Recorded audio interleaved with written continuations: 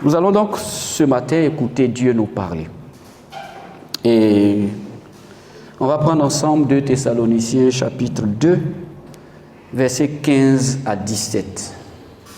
Ainsi donc, frères et sœurs, tenez ferme et retenez les enseignements que nous vous avons transmis, soit oralement, soit par notre lettre. Que notre Seigneur Jésus lui-même et Dieu notre Père, qui nous a aimés et qui nous a donné par sa grâce une consolation éternelle et une bonne espérance, encourage votre cœur et vous affermisse dans toute bonne œuvre et dans toute bonne parole. Amen. Veuillez vous asseoir, peuple de Dieu. Tenez ferme. Deux mots qui renferment en eux-mêmes une dynamique, une force, et que l'Esprit va propulser dans la vie de chacun ce matin. Tenez ferme. Tenez ferme. C'est un appel aux croyants à tenir ferme. Il s'agit donc d'un message adressé à ceux qui croient en Dieu. Nous sommes dans le monde, mais nous ne sommes pas du monde. Nous sommes dans le monde, mais nous ne sommes pas du monde. Nous ne sommes pas la même chose que ceux qui ne croient pas en Dieu. N'oublie pas ton identité, n'oublie pas d'où tu es sorti et ce que tu es devenu maintenant. Nous sommes de nouvelles créations en Dieu. Notre vie a été sélectionnée, a été mise à part par l'Esprit de Dieu. Depuis que nous avons cru en l'Éternel, nous avons reçu l'apostolat, nous avons reçu un gage, nous avons reçu un sceau de Dieu, nous avons reçu un cachet qui fait de nous des êtres spéciaux mis à part pour Dieu. Et à quoi le Seigneur nous destine? Il a dit, tu as été choisi dès le commencement pour le salut par la sainteté que procure l'Esprit. Il faut qu'on sache pourquoi nous sommes enfants de Dieu. Et ce que Dieu veut faire de nous en tant qu'enfants de Dieu dans un premier temps. Avant de parler de tenir ferme, il faut que tu saches à quoi tu es appelé. Tu as été choisi par Dieu. Choisi afin que tu aies le salut. Nous avons été choisis pour être sauvés.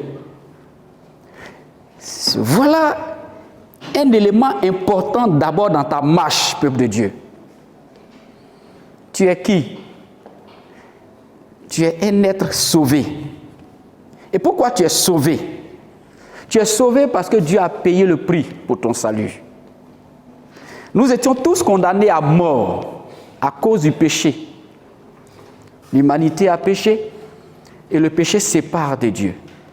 Mais le Seigneur, dans son plan d'amour, et comme il est bien écrit dans ce verset clé que nous avons l'habitude de citer tout le temps, Jean 3, 16, car Dieu a tellement aimé le monde qu'il a donné son Fils, afin que quiconque croit en lui ne périsse point, mais qu'il ait la vie éternelle. C'est un verset qui montre l'amour de Dieu. Dieu nous aime. Et il a payé le prix pour que nous soyons sauvés. Je veux que tu te souviennes ce matin et que tu saches, ça doit être un fondement dans ta vie. Tu es quelqu'un qui est sauvé par Dieu au prix du sang de Jésus-Christ de Nazareth.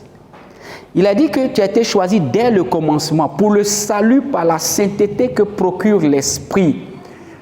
Tu n'es pas sauvé par ta propre sainteté, mais c'est par une sainteté que procure l'Esprit. Le Saint-Esprit en toi va te rendre saint, t'a rendu saint pour que tu parviennes au salut.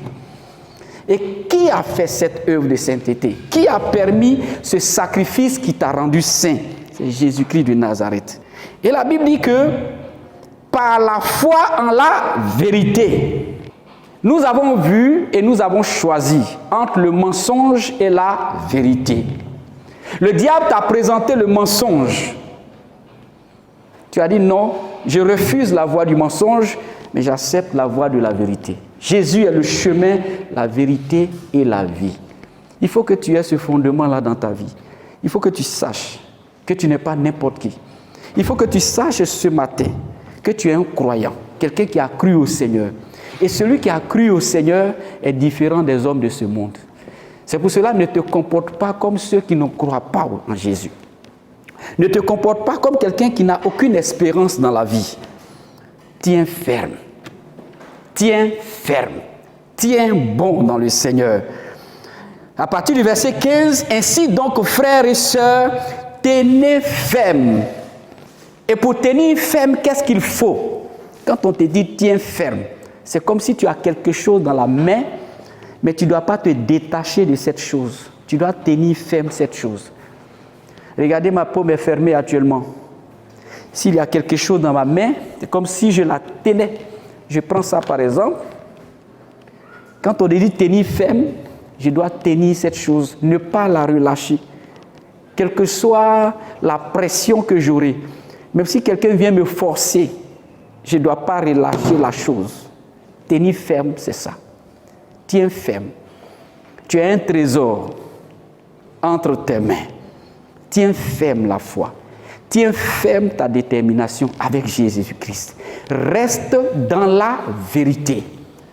Reste dans la vérité, quelle que soit la pression. Les gens n'ont qu'à venir te brutaliser. Ils n'ont qu'à venir forcer ta main. Mais tant que tu résistes, c'est ça, tenir ferme. Tenir ferme. Et ce matin, l'Esprit veut que nous tenions ferme. Mais pour tenir ferme, tu dois commencer par retenir quelque chose, les enseignements que tu as reçus de la parole de Dieu. Vous voyez, on tient ferme quelque chose. On tient ferme quelque chose. Et ce que tu peux tenir ferme, c'est un enseignement. C'est la vérité de l'Évangile. C'est les promesses de Dieu. Dans ta vie, certainement, le Seigneur t'a promis des choses qui ne sont pas encore arrivées, mais que tu attends ardemment. Aujourd'hui, là, tous nous aspirons au bien-être. Et nous nous appuyons parfois sur les promesses que l'Éternel a dit dans sa parole pour prier. Et ce que Dieu a dit est la vérité. Ce que Dieu a dit ne va pas changer avec les temps, avec les circonstances. Il faut que tu le saches. Ce sont les hommes qui peuvent changer. C'est ta force, ta détermination qui peut changer d'un moment à l'autre. Sinon, la parole de Dieu, elle ne changera pas. C'est pour cela qu'il est écrit dans la parole, si une prophétie tarde, attends-la. Elle va s'accomplir fermement. Aujourd'hui, beaucoup de chrétiens sont entrés dans le découragement, sont entrés dans une certaine forme de laxisme, dans une certaine forme de sommeil, de léthargie, parce que beaucoup sont en train de perdre la foi. Il est écrit que dans les derniers temps, beaucoup perdront la foi. Ils vont s'attacher à de faux enseignements, à des gens qui viendront leur dire, qui viendront leur annoncer des choses qui ne sont pas inscrites dans la Bible, mais des enseignements erronés, tout simplement pour les arracher de leur foi. Beaucoup sont en train de déserter, beaucoup sont en train d'abandonner la foi à cause de la lassitude. Ils sont fatigués. Je vois parfois des chrétiens fatigués. Tu es chrétien depuis combien de temps? Ça fait 10 ans, ça fait 13 ans que je suis chrétien. Mais je ne sens pas trop, ma vie est morose, je sens la latitude, rien ne bouge. Non, tiens ferme. Et puise ta force dans l'Esprit de Dieu. Si rien ne bouge, il y a une solution. Si rien ne bouge, c'est qu'il y a quelque chose que tu dois découvrir encore dans la connaissance de Dieu. Sinon, le Seigneur, il accomplit toujours ses promesses et sa parole dans la vie de son peuple. Tiens ferme. Combien de personnes peuvent tenir ferme en retenant encore la parole de Dieu, en retenant l'Évangile? Le plus souvent, dans nos difficultés, dans les circonstances difficiles que nous traversons, le diable fait que nous oublions même la parole de Dieu. Mais si tu as oublié la parole de Dieu concernant le problème que tu es en train de vivre actuellement, comment est-ce que tu pourras résister? C'est la parole de Dieu qu'il faut tenir ferme. Parce que le diable viendra avec sa parole, il viendra avec un autre évangile. Il viendra avec une autre promesse. Il viendra certainement avec des raccourcis vers toi. Mais c'est la parole de Dieu que tu dois tenir. Mais quand il vient avec une autre promesse qui est contraire à ce que Dieu a dit, mais tu as oublié la parole de Dieu, tu ne peux pas tenir ferme. Comment tenir ferme? Retenez la parole. Retenez la parole. comme le dit ici le verset 15, retenez les enseignements que nous vous avons transmis, soit oralement, soit par lettre. Et l'apôtre Paul avait transmis des enseignements à l'église de Thessalonique. Il a dit ici, pour tenir ferme, retenez les enseignements. Ne vous éloignez pas des enseignements que nous vous avons transmis, soit oralement ou soit par lettre. De persécuteur, il est devenu prédicateur de l'évangile. Et il a écrit plusieurs lettres dans la Bible. La lettre aux Éphésiens 1, 2, Thessaloniciens, tout ça. Il a écrit à des églises des lettres. Pas des lettres qui ont des contenus vides, mais des lettres qui sont inspirées de l'Esprit. Des lettres qui révèlent Dieu, qui révèlent la gloire de Dieu, qui révèlent les promesses de Dieu. C'est ça qu'il faut tenir ferme dans la vie. Tu veux résister, tiens ferme les paroles que tu as reçues. Le Seigneur t'a donné des paroles. Chaque jour, Dieu nous dit au moins une parole. Une parole pour nous réconforter. Une parole pour nous encourager. Une parole pour nous dire ne regarde ni à gauche ni à droite. Regarde à moi seul. Mais chaque jour également, le diable vient pour te tenter. Il vient avec une autre parole. Est-ce que Dieu a-t-il réellement dit? Dans le jardin d'Éden, il est venu avec une autre parole. Une autre parole pour séduire Ève et Adam et pour les ramener vers lui. Il viendra toujours avec une autre parole. Mais tiens ferme la parole que tu as reçue, celle qui vient de Dieu et non celle qui vient du diable. Nous entendons plusieurs voix chaque jour. Plusieurs voix. Et nous sommes des personnes qui prenons la décision de choisir une voie ou une autre. Dieu nous a créés comme ça, avec une faculté de choix. Le Seigneur ne nous a pas créés comme des robots qui sont déjà programmés, mais le Seigneur nous a créés comme lui-même. Nous avons une volonté. Dieu ne va jamais te forcer, mais le Seigneur va toujours te donner la faculté toi-même de choisir. Il dit choisissez entre le bien et le mal. Choisis aujourd'hui entre la mort et la vie. Et ce qu'il te donne comme direction, c'est de choisir la vie. Choisissez aujourd'hui qui vous voulez servir. Comme Josué pouvait le dire, il dit, moi et ma maison, nous servirons l'Éternel. Quel est le choix que tu fais? Quel est le choix que tu fais? Quelle est la parole à laquelle tu t'accroches ce matin? Et que personne ne peut t'enlever cette parole. Personne ne peut ôter cette révélation. Personne ne peut ôter cette vision que Dieu t'a révélée depuis ton enfance. Personne, aucune circonstance, même la mort, la tristesse, la douleur, rien, même la maladie ne peut pas ôter. C'est quoi? Quelle est cette vision que personne ne peut t'arracher? Cette vision qui est appuyée sur la parole de Dieu. Ce que tu as reçu avant de lancer dans ton ministère, avant de t'engager dans ta vie de foi. Quelle est cette révélation qui semble aujourd'hui en train de disparaître par une autre parole? Tiens ferme. Retiens ce que Dieu t'a dit. Si tu tiens ferme, quels que soient les vents et marées, tu verras que les choses vont commencer à se transformer autour de toi. Et là où les gens pensaient qu'il n'y avait pas de chemin, un chemin va s'ouvrir pour toi. Dieu ouvre toujours un chemin là où tout semble fermé. Est-ce que tu crois? Si tu crois, tu verras la gloire de Dieu. Peuple de Dieu, retiens la parole de Dieu. Retiens les promesses de Dieu. Les circonstances n'ont qu'à être contraires. De toutes les manières, quand tu te tiens dans la présence de Dieu, quand tu te tiens dans le plan de Dieu, les circonstances seront toujours contraires. Parce que le diable aussi parlera, il viendra avec des paroles de mensonges. Pour dire, mais qu'est-ce que tu fais là? Tu es en train de perdre ton temps. Est-ce que c'est Dieu qui t'a réellement parlé? Mais si tu dis, je crois en celui qui m'a révélé, en celui qui m'a parlé, je tiens ferme dans la promesse et dans la parole de Dieu. Retiens la parole. Oublie les paroles du diable. Oublie ces paroles de découragement. Oublie les forces qui sont contraires, mais tiens-toi seulement accroché à la parole de Dieu. Parce que Dieu, il ne ment pas, hein? Peuple de Dieu, le Seigneur n'a jamais menti. Regardez les promesses qui ont plusieurs centaines d'années. Elles se sont accomplies. Même quand Zacharie annonçait que le Seigneur allait entrer à Jérusalem sur un ânon, Il a annoncé ça 500 ans avant que cette promesse s'accomplisse dans le Nouveau Testament. Est-ce que vous comprenez? 500 ans avant. Et effectivement, le Seigneur a fait son entrée triomphale à Jérusalem, mais aussi sur un ânon, comme annoncé par le prophète Zacharie. Quand Dieu parle, quel que soit le nombre d'années, ce que Dieu a dit, ça va s'accomplir. Ça fait combien de temps que Dieu a parlé? Aujourd'hui, l'homme même ne peut pas vivre plus de 100 ans. C'est très rare. Il y a des personnes rares que le Seigneur accorde la grâce de vivre 100 années. Mais regardez une promesse qui a été annoncée 500 ans avant et qui s'accomplit 500 années après.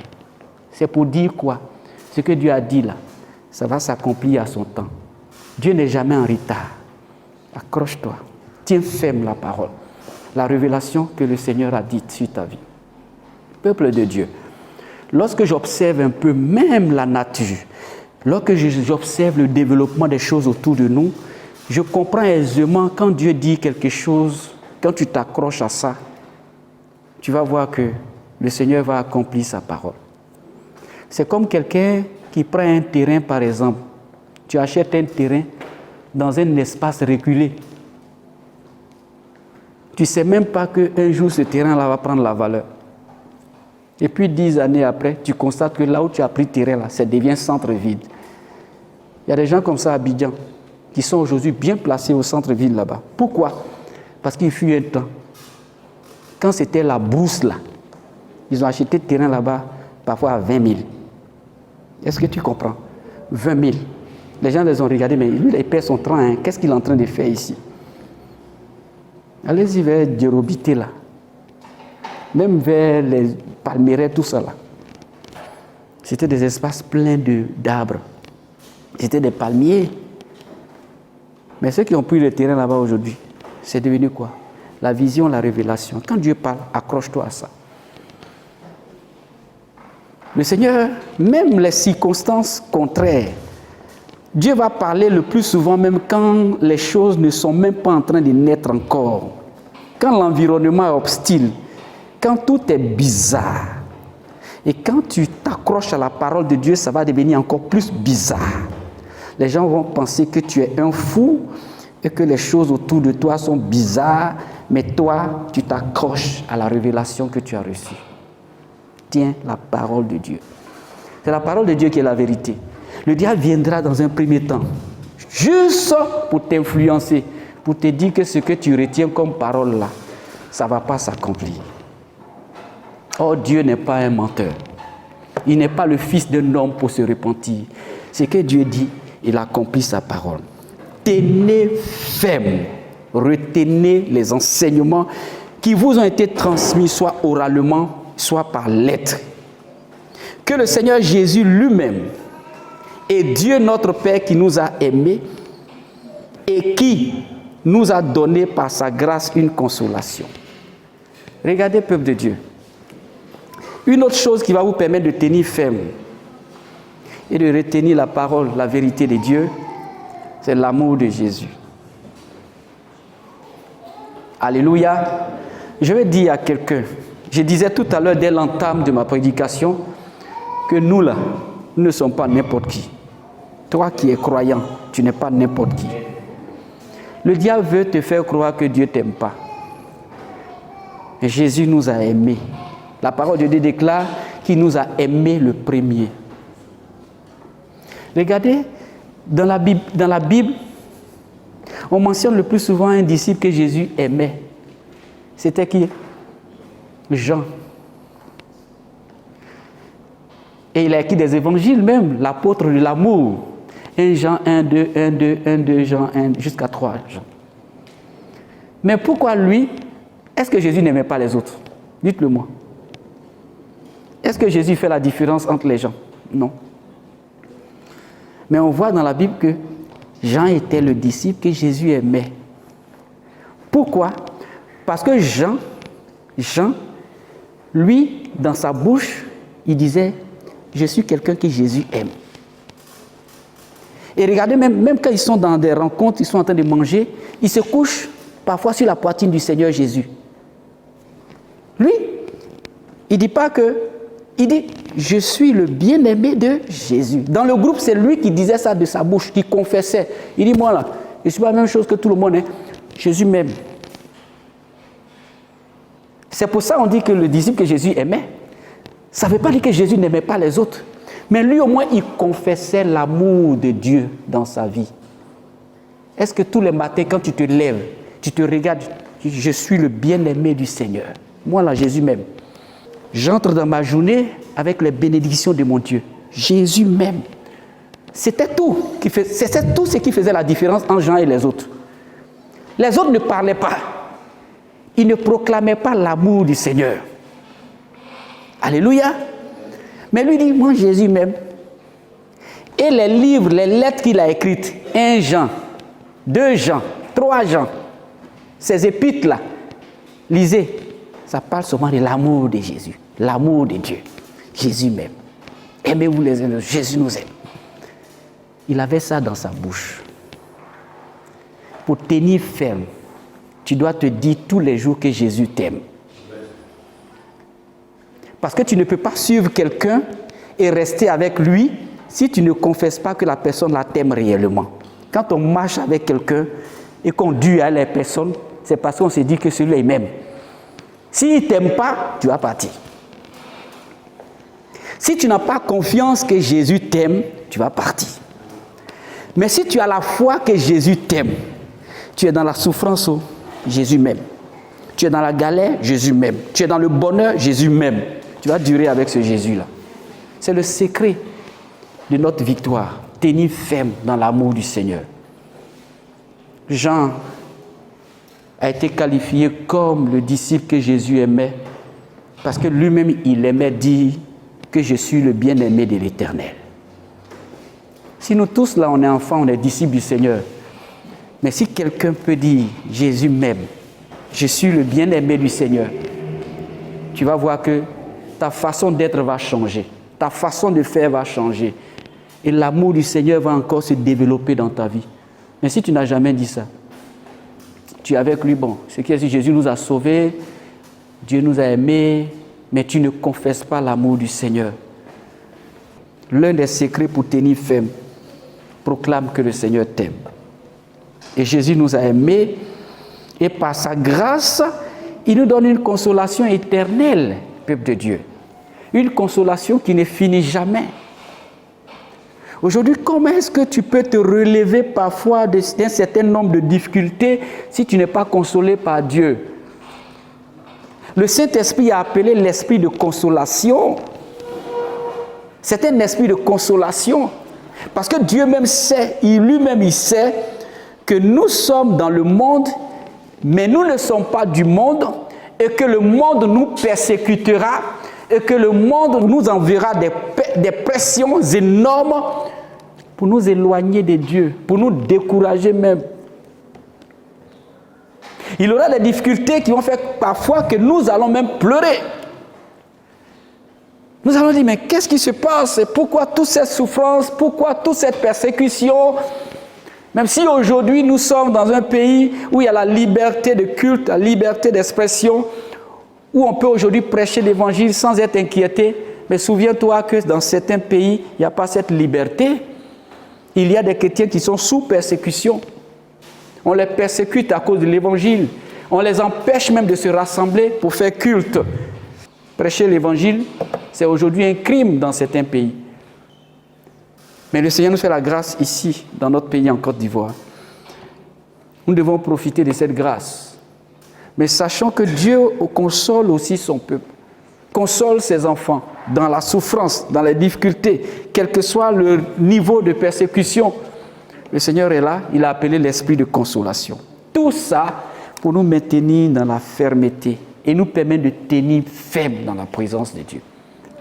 L'amour du Seigneur. Dieu ne peut pas laisser ou regarder celui qu'il aime souffrir tant sans lui apporter une consolation, sans lui apporter une parole, sans lui apporter un réconfort quelque part. Jésus t'aime. Est-ce que tu sais réellement, tu sens vraiment l'amour du Seigneur pour toi? Est-ce que tu peux être qualifié de l'apôtre de l'amour, comme Jean? de ta période maintenant? Est-ce que tu peux te dire tous les matins, moi là, je suis le bien-aimé du Seigneur? En disant seulement que tu es le bien-aimé du Seigneur, tu vas voir que quelque chose va se produire dans ta vie, toi-même. Quand tu marches et que tu reconnais que Jésus t'aime là, même en marchant, ta démarche va changer. Quand tu traverses une situation difficile et que tu prononces « Je suis le bien-aimé du Seigneur », le Seigneur ne me laissera pas comme ça. Quelque chose va se passer. Et c'est tout à fait naturel. Tu ne peux pas témoigner de l'amour ou bien manifester cet amour de Dieu dans ta vie et le Seigneur va te laisser comme ça. Le diable parfois veut nous empêcher de voir l'amour du Seigneur. Et une fois on commence à être découragé, on s'éloigne. Est-ce qu'il m'aime réellement? Il a fait ça pour celui-là. Moi, depuis là, je cherche. Je n'ai pas encore reçu. Tous ceux qui abandonnent la foi, à un moment donné, ils se détachent de l'amour du Seigneur. Oh, le Seigneur nous a aimés. Et la parole de Dieu déclare qu'il nous a aimés le premier. Ce n'est pas nous qui l'avons aimé. Qu'est-ce que toi, tu peux faire pour dire que tu aimes Dieu? C'est Jésus qui t'a aimé. Nous, notre amour, là, ça va où? Mais regardez l'amour du Seigneur. Il nous a tellement aimés que lui-même, il s'est donné lui-même. Il s'est sacrifié. Il s'est sacrifié pour nous. Et l'œuvre de Dieu est de nous permettre de croire en celui qui nous a aimés. C'est-à-dire que le travail que Dieu fait tous les jours, en permanence, depuis la création jusqu'à aujourd'hui, c'est de permettre à l'homme de croire en celui qui l'a envoyé, de croire en l'amour du Seigneur. C'est ça que le travail que Dieu fait. Dieu travaille pour que tu crois qu'il t'aime. Toi qui es assis aujourd'hui là, qui dis là, que tout ne va pas, Dieu il est en train de travailler pour que tu crois en son amour. Une fois que tu as cru en son amour là, tu vas demeurer auprès de lui. Tu vas rester tranquille. Tu vas voir même les souffrances que tu as, les difficultés que tu as là. Ce n'est rien par rapport à l'amour du Dieu. Ce que Dieu a fait pour toi, pour ton salut là, c'est grand que tout ce qui se passe sur la terre ici. Je vais dire à quelqu'un, est-ce qu'on peut créer, on peut nous sauver nous-mêmes? Est-ce qu'on peut nous-mêmes nous laver de nos péchés? Mais le Seigneur a accompli tout ça parce qu'il nous aime. Il nous aime le premier. Veux-tu rester ferme, tenir ferme? Prononce que tu es un bien-aimé du Seigneur. Le Seigneur a tout fait pour te racheter, pour te ramener à lui. Une bonne espérance, encourageant votre cœur, peuple de Dieu, et vous affermissant dans toute bonne œuvre et dans toute bonne parole. Pour tenir ferme aussi, peuple de Dieu, garde ton espérance en Christ. Alléluia. Garde ton espérance en Christ. Garde ton espérance en Christ, en Jésus. Il est l'espoir de ta vie. La gloire de la dernière maison sera plus grande que celle de la première. Quand on voit parfois les réalités de nos vies, on se dit que à quel moment moi-même là je vais devenir quelqu'un un jour. À quel moment moi-même là je vais peut-être avoir ceci, je vais peut-être avoir cela. L'espoir de notre gloire, c'est Jésus. Amen. Ce n'est ni un homme. Dieu, il change les circonstances et les temps en un clin d'œil. Je vais dire ça à quelqu'un ce matin. Dieu, il change les circonstances et les temps en un clin d'œil. Il y a un temps marqué, mais il faut garder l'espoir que ce temps-là, le temps de Dieu, va s'accomplir dans ta vie. Oui. Que rien ne t'arrache cet espoir. La vérité de l'évangile s'accomplit toujours. Les vérités des promesses de Dieu s'accomplissent toujours. Je vous ai donné un exemple, un simple exemple. Il y a plusieurs exemples dans la Bible. Depuis la Genèse jusqu'à l'Apocalypse, plusieurs exemples des paroles de Dieu qui se sont accomplies. Aucune parole de l'Éternel n'est restée sans accomplissement. Même les prophéties sur l'avènement de Christ, nous voyons les signes déjà s'accomplir. Ça veut dire que bientôt, nous allons connaître un événement sur toute la terre, partout, où le Seigneur va venir enlever son Église. Tous ceux qui croient en son nom, ceux qui seront prêts, qui auront lavé leur robe dans le sang de l'agneau de Dieu, ceux-là iront. Et les signes qui ont été annoncés sont en train d'être accomplis sous nos yeux. Tiens ferme. Tout passera, mais la parole de Dieu ne passera jamais. Tiens ferme. Tenez ferme. Ne vous laissez pas influencer par ces mauvaises doctrines d'aujourd'hui, par ces soi-disant parfois prophètes qui viennent et qui sèment de faux enseignements dans les églises. Mais restez accrochés à la parole de Dieu. Nous avons une seule vérité. Il est le chemin, la vérité et la vie. Si tu tiens ferme, ça va s'accomplir. Garde ta vision, ce que Dieu t'a révélé, ce que Dieu t'a montré. Le Seigneur t'a appelé à un service. Qui t'a dit que ça allait être facile? Qui t'a dit que les choses allaient être faciles? Non, ça ne sera jamais facile. Dieu n'est pas un Dieu de facilité, mais Dieu veut toujours révéler sa gloire. Et c'est dans les difficultés d'ailleurs que le Seigneur montre sa gloire à ceux qui restent fidèles à lui. Ne te détourne pas de la parole, ne te détourne pas des promesses de Dieu. Tiens ferme. Tu as été déjà programmé et réservé pour faire de bonnes œuvres. Et de grandes choses vont s'accomplir dans ta vie si tu demeures ferme, accroché à la parole de Dieu. Dans tout ton parcours, sache que Dieu sera là pour te consoler. Il sera là pour te guider. Il sera là pour maintenir cette bonne espérance. C'est pour ça que je disais tout à l'heure, garde ton espoir, la bonne espérance, et encourageant ton cœur. Et aussi, il faut t'affermir dans toutes les bonnes œuvres. L'affermissement dans les bonnes œuvres, c'est quoi? Ça veut dire qu'il faut continuer de faire du bien. Affermissez-vous dans des bonnes œuvres. Dans les bonnes œuvres. Vous voyez, certaines personnes l'ont compris. Alléluia. J'étais un peu le regard du côté de ceux qui sont musulmans. Vous allez voir qu'ils font beaucoup de bonnes œuvres. Chez nous, les chrétiens, ce n'est pas nos bonnes œuvres qui sauvent. Parce qu'on est sauvé déjà par notre foi en Dieu. Alléluia. Ce n'est pas les bonnes œuvres que tu fais là qui vont te sauver. Chez certaines religions, c'est une balance. C'est-à-dire que si tu fais beaucoup de bien, là tu seras sauvé. D'ailleurs, au dernier jugement, selon eux, Dieu va peser les bonnes œuvres. Et si les bonnes œuvres là sont plus lourdes que les mauvaises œuvres, tu vas au paradis.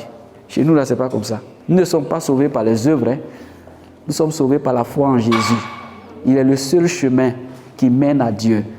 Si tu as cru au Seigneur, tu es sauvé. Cette foi-là, la parole de Dieu dit, crois au Seigneur Jésus et tu seras sauvé. Il n'a pas dit faire de bonnes œuvres et puis tu vas être sauvé. Si c'était ça, peut-être que ceux qui sont plus riches, qui ont beaucoup d'argent pour faire beaucoup de bonnes œuvres, c'était eux seuls qui allaient sauver. Non. Pour Dieu, il faut croire au Seigneur Jésus. C'est pour cela que nous prêchons l'évangile. C'est pour cela que ta vie doit être un témoignage. Pour que ta vie même chrétienne, là, ça puisse témoigner de Jésus. Ton ami, ton frère, tes amis qui sont autour de toi, quand ils te voient marcher dans la foi, lui là, il est chrétien. Et ça va les encourager parce que tu es un bon exemple. Et par ta vie, cela croit au Seigneur Jésus. Ce n'est pas les bonnes œuvres qui sauvent. Mais quand on est sauvé, il faut manifester les bonnes œuvres. On a accompli les bonnes œuvres parce qu'on est sauvé. Pour garder et te tenir ferme dans ta foi, affermis-toi dans de bonnes œuvres. Ne te dis pas que je suis fatigué de faire du bien. Continue de faire le bien. Alléluia. Même si en face de toi, les gens ne sont pas reconnaissants. J'ai parlé dimanche passé de l'ingratitude. C'est une attitude que l'homme peut avoir. Tu fais du bien à certaines personnes, ils ne peuvent même pas dire merci. Mais ce n'est pas grave, tu n'as pas besoin de remerciement des hommes. Si Dieu reconnaît ce que tu as fait, c'est l'essentiel. Parce que la vraie récompense vient de Dieu. Elle ne viendra jamais de l'homme. Qu'est-ce que l'homme peut te donner aujourd'hui de si important que Dieu ne peut le faire? Donc crois, appuie-toi sur le Seigneur. Et en faisant du bien aux gens, dis-toi que c'est à Dieu que tu fais cela. Et continue de faire. Les hommes auront tendance même à te décourager.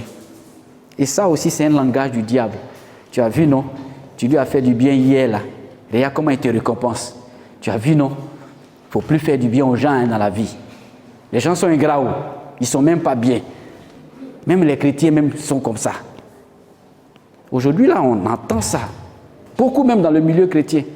Ah, les frères, là, vraiment, ils ne sont pas bien. Ah, celui-là, je lui ai fait du bien, regarde comment il me récompense. Non.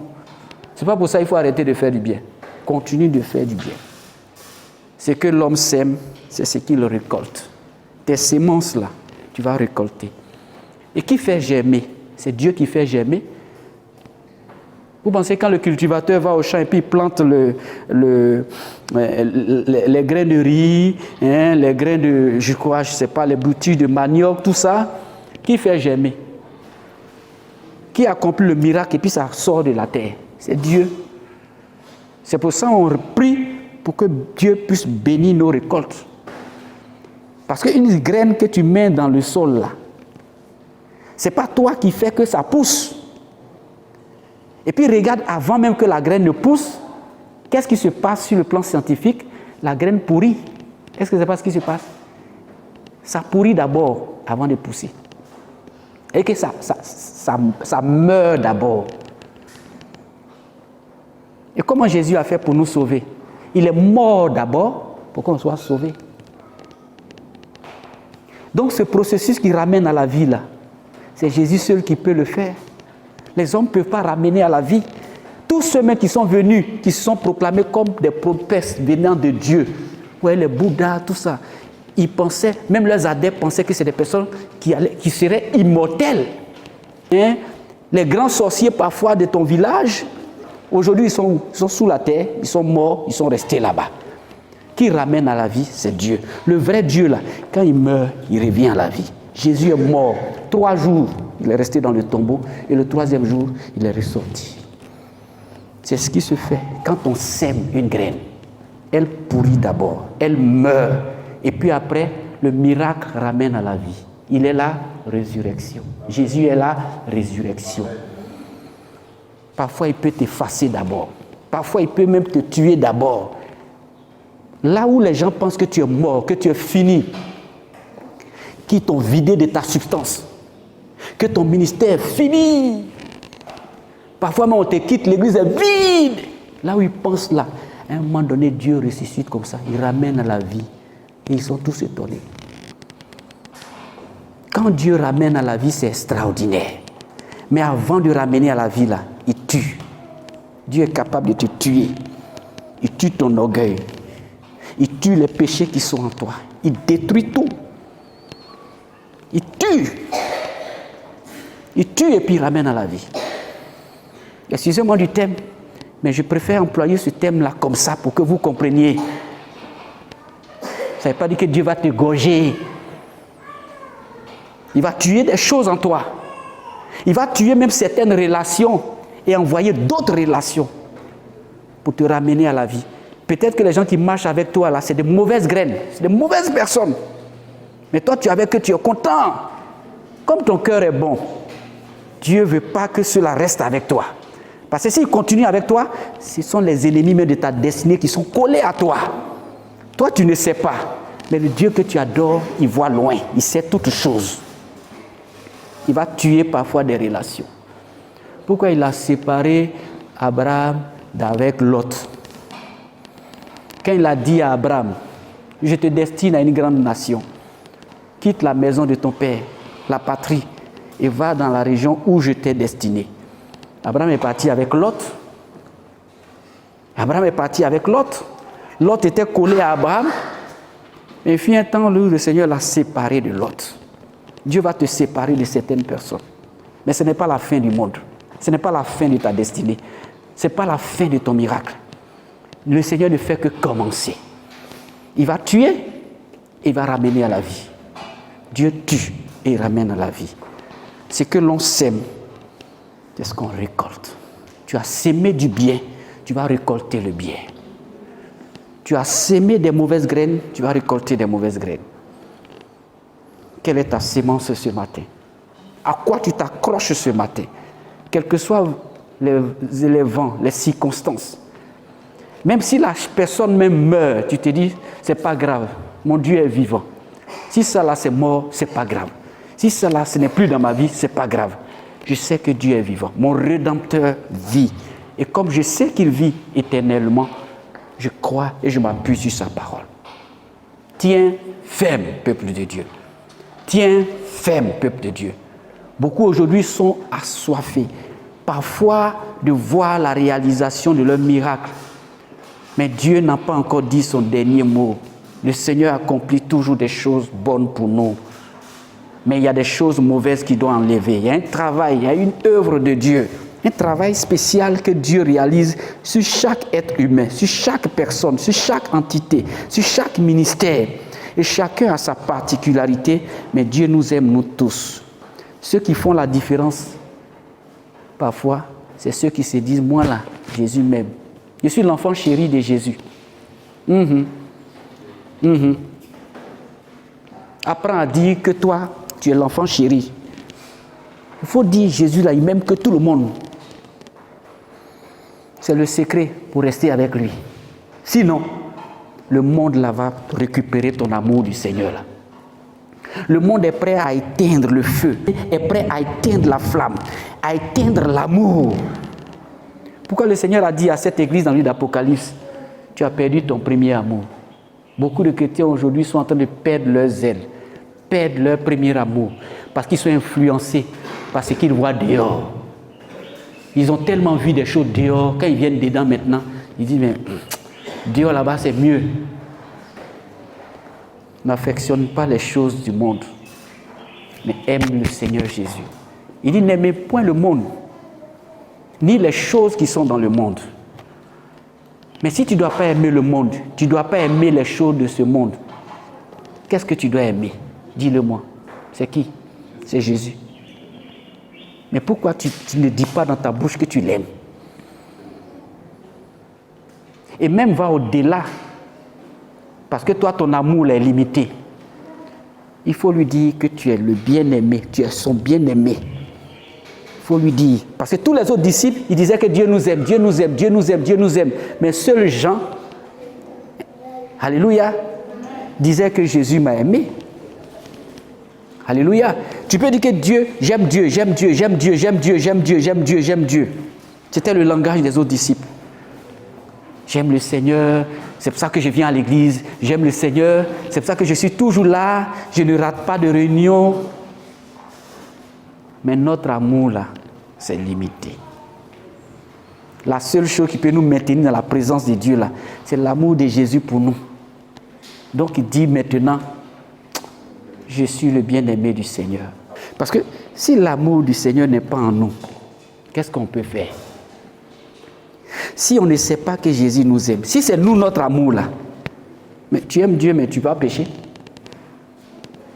Toi qui dis j'aime Dieu, voilà pourquoi je vais à l'église, j'aime Dieu, mais hier même tu as péché. Hier même tu as péché. Même ce matin même tu as boudé, même tu t'es levé quand même, mais tu es venu là, tu as péché. Ou bien tu as pensé quelque chose, tu as péché.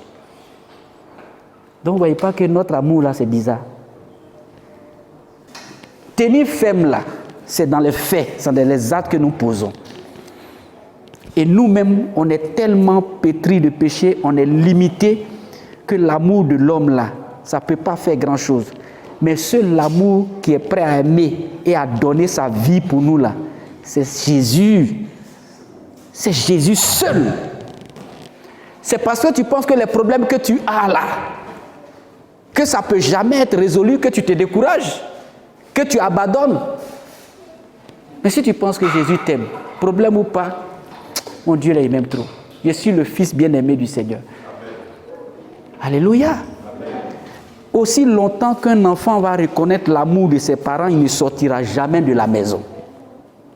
Quel que soit son âge, il sera toujours attaché à ses parents. Dieu nous aime. Jésus t'aime. Et quand tu es bien-aimé du Seigneur, il ne te laissera jamais. Le disciple que Jésus aimait, c'était Jean. On le dit bien dans la Bible. Mais ce n'est pas parce que Dieu n'aimait pas les autres. Il aime tout le monde. Mais si toi tu fais la différence, tous les matins tu dis que tu es le bien-aimé du Seigneur, tu seras que le disciple que Jésus aime. C'est ce que j'ai découvert dans la Bible. Parce que le Seigneur ne fait point acception de personne. Tiens ferme. Tiens ferme. Dieu est avec toi. Et la destinée qu'il t'a réservée, elle est glorieuse. Ne regarde ni à gauche ni à droite. Jésus t'aime. Je vous dis au peuple de Dieu, les gens seront étonnés. Tous ceux qui obéissent à Dieu, qui sont fermes dans la foi, vous allez voir, vos familles seront étonnées. Vos maisons seront étonnées. Votre entourage sera étonné. Quand le temps de Dieu va arriver, là, ils vont voir. Mais gardez la foi. J'ai dit une chose, gardez la foi. Et même quand je regarde l'église, chaque fois Dieu me révèle, il me montre l'image.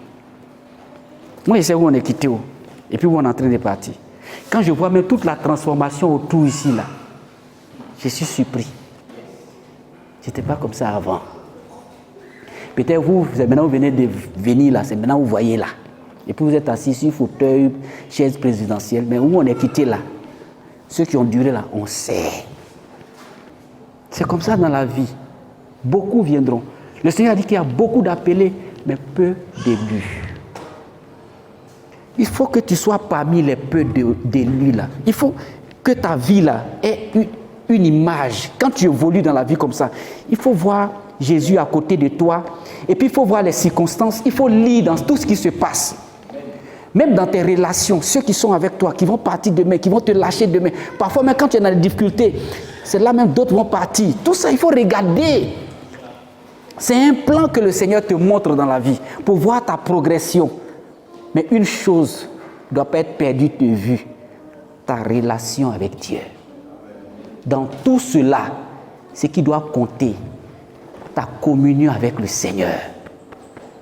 Il faut la soigner. Les gens n'ont qu'à partir, mais ta relation avec Dieu, ta foi, ça là, tu fermes ça. Le temps que chaque personne fera dans ta destinée pour partir, quand ça arrive là, elle part, bénis Dieu, et puis continue ton chemin. Soigne ta relation avec le Seigneur, soigne ta communion avec Jésus. Le plus important, c'est ça dans la vie.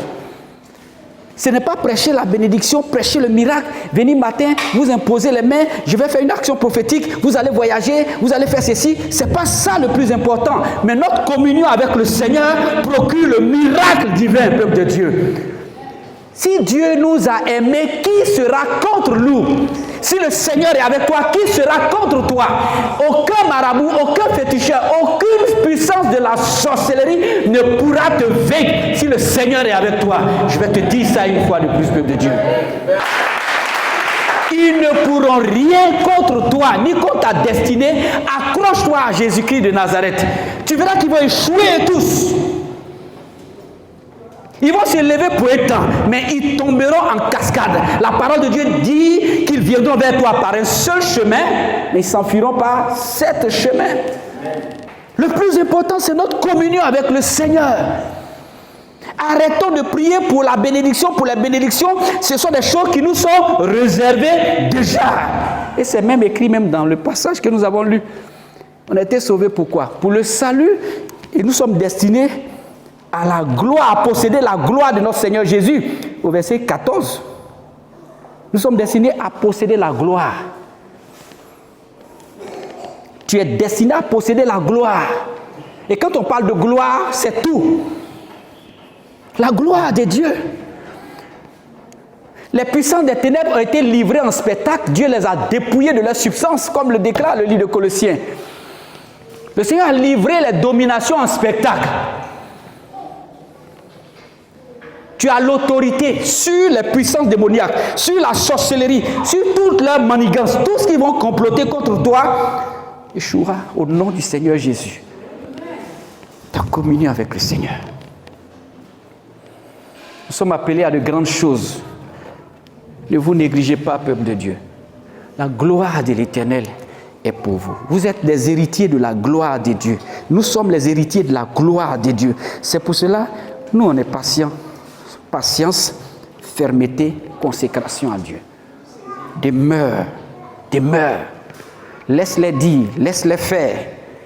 Regarde les circonstances. Prie ton Dieu.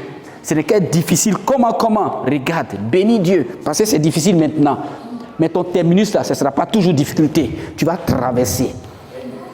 Et quand tu seras dans la gloire que l'Éternel t'a réservée, tu vas voir tout ce monde-là, ils seront à tes pieds. Regarde les frères de Joseph, ils sont venus à ses pieds, se prosterner Qui aurait cru? Qui aurait cru? Le rêve, la vision est devenue réalité. Un seul jour, par la puissance de l'Esprit de Dieu. Mais il y a eu un chemin qu'il a parcouru. Un chemin. Il y a eu tentation. Il y a eu tout ceci, humiliation. Il y a eu prison même sur ce chemin. Mais de la prison, il est monté à la présidence. Il est devenu premier ministre de l'Égypte, dans un pays étranger. Quand Dieu veut t'élever là, ça étonne. Quand Dieu veut t'élever là, c'est étonnant. Il va t'élever dans un pays même où c'est même pas ton pays. Ça veut dire quoi? Ça va étonner les gens. Pourquoi des Égyptiens n'ont pas été nommés ce jour-là premier ministre et puis c'est un étranger qui sont venus déposer là-bas? Pourquoi? C'est Dieu qui l'a déposé. Dieu humilie parfois pour te ramener à la vérité, pour te ramener à lui. On pense parfois qu'on est tellement plus intelligent que Dieu. On pense parfois qu'on peut abandonner Dieu. On fait ce qu'on veut. Mais un jour, le Seigneur nous arrête, ce peuple de Dieu. Quelle que soit ta puissance, ta force, Dieu va t'arrêter un jour. Pour mettre même un petit, pour élever un petit là même. Un petit là même qui est caché quelque part là-bas. Petit David, caché quelque part là-bas. C'est lui qui a tué Goliath. Avec l'autorité et la puissance de Dieu. Petit, caché quelque part. Petit, caché quelque part. Soit ce reste-là, soit ce petit qu'on ignore, ce petit qu'on ne regarde plus, parce qu'il est le dernier. Il est le dernier même de la famille. Il est le tout petit là-bas, on ne le connaît même pas. Quand on parle de royauté, on voit les Saül, on voit les Samuel, on voit les grands. On ne le voit même plus. Lui, il est caché quelque part, derrière les brebis, quelque part là-bas, dans le champ. On ne pense même pas à lui. Mais c'est lui qu'on a appelé. Quand le prophète est revenu pour Wen, là, il dit, mais est-ce que c'est tous tes enfants ça? Il dit, non, il y a un là, le plus petit, il y a quelque part là-bas. On dit, fais-le venir. C'est le plus petit qui a été oint. Tu es ce plus petit là, ignoré de tous, abandonné de tous, que le Seigneur a choisi. Est-ce que tu le sais? C'est pour ça que tu dois tenir ferme. C'est pour ça que tu dois résister. C'est pour ça que les circonstances qui se dressent devant toi sont comme des monuments, comme des Goliaths. Mais prie ton Dieu, tu vas voir que ce Goliath là deviendra très petit. Mais si tu le regardes comme un insurmontable, il va grossir. Les problèmes, quand on les regarde gros, ça devient gros. Pourquoi le Seigneur nous dit de ne pas nous inquiéter, peuple de Dieu? Regardez une chose. Qu'est-ce que l'inquiétude fait dans notre vie? C'est à cause de ce que ça fait que Dieu dit ne vous inquiétez de rien. Parce que l'inquiétude, là, quand ça vient dans ta vie, là, tu penses au problème là, jusqu'à problème là, même là, ça fait que tu ne manges plus. Problème là fait que tu ne pries même pas. Problème là fait que... et puis ça grossit le problème. Plus tu penses à ça, ça grossit. C'est par rapport à ce que problème fait, inquiétude fait dans ta vie. C'est pour ça que Dieu dit, ne vous inquiétez de rien. Parce que ce que ça fait là, c'est le mensonge. Si vous commencez à vous inquiéter, ça va grossir jusqu'à... Et vous-même, vous serez paralysé, ça va vous emporter. Mais quand tu es enfant de Dieu, maladie vient. Tu dis, par ces maîtrisures, je suis guéri. Seigneur, je bénis ton nom. Je sais que cette maladie-là, tu l'as déjà guérie. Qu'est-ce qui va se passer, peuple de Dieu? Ta façon même de prier déjà va faire que tu ne vas pas te mettre dans la peau d'un malade, mais tu vas te mettre maintenant dans la peau de quelqu'un qui est guéri. Parce que ce que tu vas prononcer, ce que tu vas dire, les bonnes paroles vont te maintenir en bonne santé. Est-ce que vous savez que nos bonnes paroles nous maintiennent en bonne santé physique et spirituelle? Pour tenir ferme aussi, il y a des bonnes paroles. Ça a été dit également dans ce que nous avons lu tout à l'heure, vers la fin, peuple de Dieu. Et quand je lis ici, je vais lire ça, 2 Thessaloniciens, verset, regardez, vers la fin, afin que tous ceux, au verset 17, encourageant votre cœur et vous affermissent dans toute bonne œuvre et dans toute bonne parole. Toute bonne parole. Toute bonne parole.